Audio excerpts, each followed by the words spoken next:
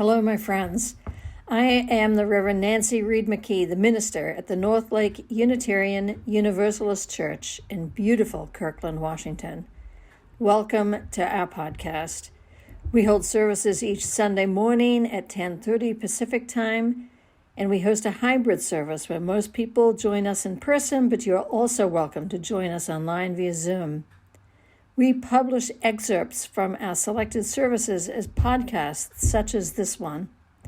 To learn more about us or to reach out and contact us, please visit our website at northlakeuu.org. That's northlakeu.org. I hope you enjoy this podcast, and I look forward to hearing from you. Blessings. 10 years ago, when Clark and I had our 30th wedding anniversary, we decided that as for our celebration, we were going to climb Kilimanjaro in Tanzania. Now, Kilimanjaro is a pretty damn hard hike, let me tell you. Its summit is at 19,300 feet. Anything above 15,000 feet is pretty tough, and that's higher than any peak in the continental United States. So not everyone makes it to the peak of Kilimanjaro, but the best success is for those who take their time and hike a little more slowly and get acclimatized. So we took 8 days to get acclimatized to this trip, going up and then going down, going higher and then going down again. And then on day 7, we finally arrived at 15,000 feet by about noon. We spent the rest of that day resting, eating, not much. You don't have an appetite at 15,000 feet. And we slept until 11 o'clock that night. And then we would wake up, and we looked up at the side of the summit we were going to, and we could see people's headlights as they were climbing to the peak of the summit in the dark. The plan is that you hike all night to arrive at sunset, and that way you help avoid the morning rains and the winds of the mountain. Jacobs, who was our guide, he points to the top where I can see a light, a beacon calling us to the summit. That's where we're going, he says, 4,000 feet above our heads.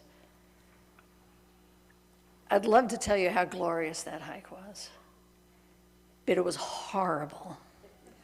Every second was excruciating. Your feet feel like lead at that temperature. I had this raging headache that did not go away. I was nauseous. Everything felt terrible, and breathing was horrible. There's a saying that they say as you climb Kilimanjaro, it's pole pole. That's the Swahili, meaning slowly, slowly, 1 foot step at a time. And that's truly how you start climbing the mountain. We hiked for hours and hours and hours. And at about 4:30 in the morning, I just had done. I was done with it. I told Jacobs I couldn't go any further. I couldn't get to the summit. I pointed to the light. I said, that is no closer now than when I began at 11 o'clock. Is that where you were headed, my friend? Because that's a star you're pointing to. The summit is just around the next corner. It's pretty important that we have an accurate vision of where we want to be going when we set our minds to do something, right? Stephen Covey, the guru of time management and author of many books, writes this: "The power of vision is incredible. It's the ability to see beyond our present reality, to create, to invent what does not yet exist, to become what we are not yet. It gives us the capacity to live out of our imagination instead of our memory. It gives us the capacity to live out of our imagination instead of out of our memory." He goes on to point out that our vision of how our life can be or the lack of such a vision affects the choices we make and how we spend our time. Our personal vision has consequences. If we don't have a vision of our lives, of what we wish to be, then we make choices based only on what is in front of us. If our vision is limited, we react to what feels urgent and immediate. We react to our moods and to other people's expectations. If our vision is based on illusion, we make choices that are not based on our core values and our principles. If our vision is partial, if we focus only on part of it, if we only focus on our economic needs or our social needs, for example, and we ignore our mental or our spiritual needs, our creative imagination withers. If our vision is based on the social mirror, on what our friends, family, or the media script for us, we make choices based on others' expectations, and we don't identify or offer what is unique and valuable of ourselves, those things that only we contain.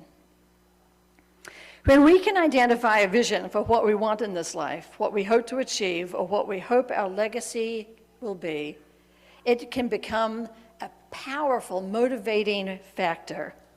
It helps us say yes to what is important, and it helps us to say no to what is of lesser importance. This can be incredibly liberating, right? Because it gives us permission to put aside the things that are actually distracting. This is true for our personal lives, and this is true for our church. We must have a vision of where we're going, or we can become distracted by activities, issues, and events that are important, but not necessarily part of the vision that we move toward. Northlake has a vision.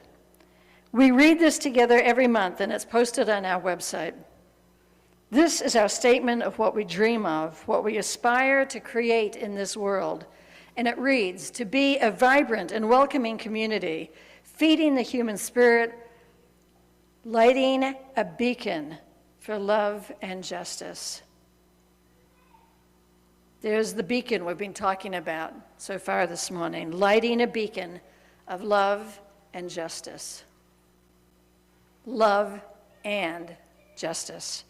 Over the past few weeks, you've heard both Reverend Kimberly and myself talk about love and how that must be the center of everything that we do. Today, I'm going to focus on justice and how the Northlake vision fits within the national UUA vision of creating justice. UUs have a long history of advocating for justice and freedom.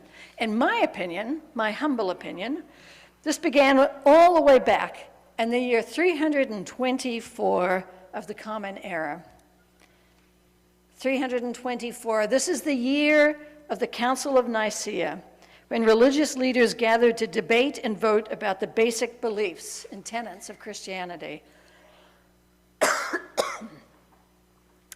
It was there that it was decided that God was a Trinity, made up of a Father, Son, and a Holy Spirit. And it was there that they asserted that Jesus was God. The Catholic Church was formed, and the standard creed of belief was established, except for Arius, one of the scholars and leaders of the early faith. He insisted that Jesus was a man, perhaps a wonderful and special man, but not God. And he argued that it was poor theology to describe God as a Trinity instead of as a complex and wholly other. Arius's dissension from the Nicene Creed was the birth of the Unitarian tradition, which has become known to some as the dissenting faith. This is the faith of those who challenge and question authority and orthodoxy, especially when it goes against what appears to be logical and correct.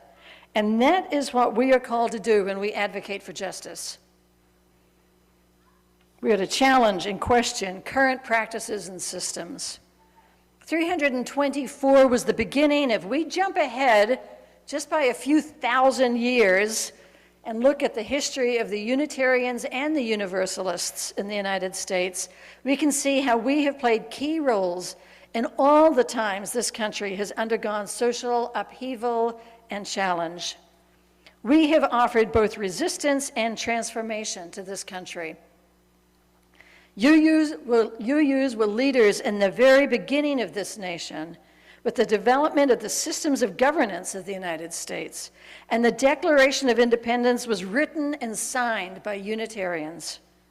We have influenced this nation through our prophetic voices, our parallel voices, and our institutional voice. An example of our prophetic voice can be found in Henry David Thoreau, one of the Transcendentalist Unitarian leaders who advocated for civil disobedience as a way to resist corruption in governance. He wrote books that you may have heard of, Walden and Civil Disobedience.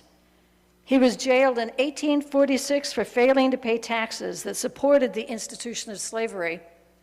And his actions and writings were major influences for Gandhi, for Reverend Dr. Martin Luther King Jr. and Tolstoy, to name a few. UU prophetic voices have spoken against conventions of each era, things that were accepted in their times, things such as slavery, war, the disenfranchisement of women in the democratic process, immigration restrictions, and the over-militarization of the police, to name just a few. An example of our parallel voice can be found in Margaret Fuller, born in 1810, who was denied admission to the higher education institutions. So she formed her own education system for women, offering forums to discuss ethics, mythology, theology, and art. She created the meeting space that sparked the beginning of the women's movement. Over the years, UU parallel voices have advocated for alternatives to established structures, such as the mental health institutions, reproductive health clinics, prison systems, and government institutions. And UUs have offered institutional voices, working to establish power within government and economic structures in order to change politics and practices. Each year, at the UU General Assembly that Connie was talking about earlier, congregations across the nation vote to make statements of conscience and actions of witness, offering the weight of our entire institution on matters of justice. Throughout the years, UUs have been beacons for justice in the anti-slavery actions of the 1800s, the civil rights actions of the 1960s, and the Black Lives Matter and anti-racism actions currently galvanizing our nation. We have been part of all three iterations of the women's movements advocating for voting, equal rights, reproductive freedom, and choice. We have been leaders in the anti-war, anti-nuclear, peace, pacifism, and decolonization movements. We have been on the front lines advocating for gay, lesbian, bisexual, transgender rights, for marriage equality, for sexuality education, and in defense of gender and sexual expression. We have been leaders in the environmental movement, teaching how to reduce harm to our planet, advocating for conservation and restoration, and participating in national actions that call attention to our Earth. We have been active in defending human rights along the Mexican border in countries such as Haiti, Burma, and El Salvador, where democracy is threatened, and in this country, when human dignity and freedom is threatened. UUs have acted as beacons for justice always, and Northlake has as well. Northlake has a long history of working for justice related to the LGBTQIA+ issues and concerns. We were active in changing legislation, making marriage equality the law of this state. We've come together to combine our resources to address poverty in the local area. And as at the end of August, we have given $193,000 to organizations addressing homelessness, food scarcity, and economic disparity. We have built tiny houses in our parking lot participated in community meals, and have offered our space for emergency shelter.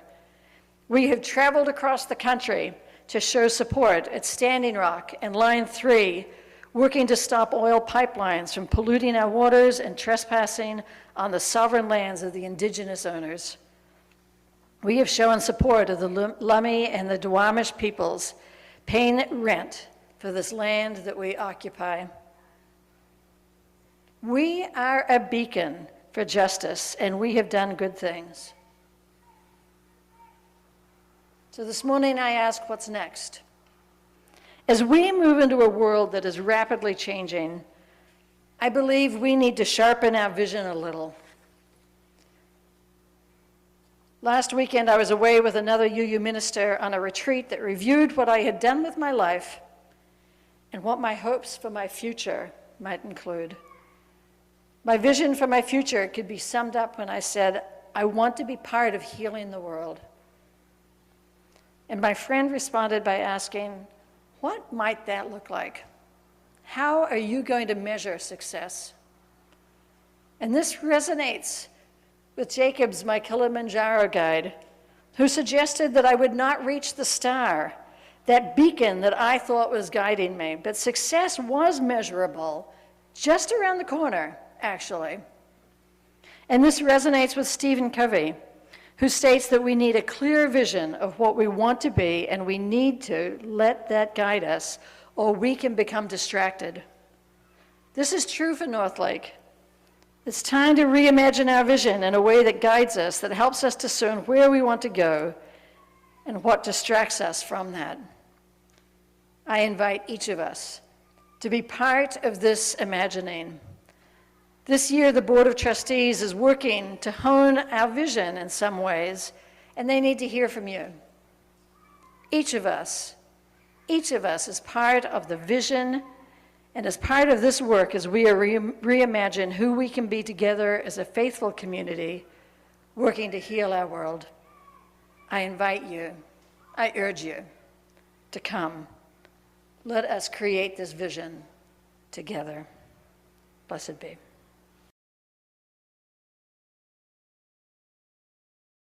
Thank you for joining us on this episode of the Northlake Unitarian Universalist Church podcast. We hope that the words you heard today have uplifted your spirit and perhaps inspired you on your journey. Remember, our mission is to nurture your spirit and to be part of the work of healing our world. If you would like to stay connected or learn more about our community, please visit our website at northlakeu.org. We would love to hear from you and continue the conversation. Thank you once again for being part of our podcast. Blessings to you as you journey onward.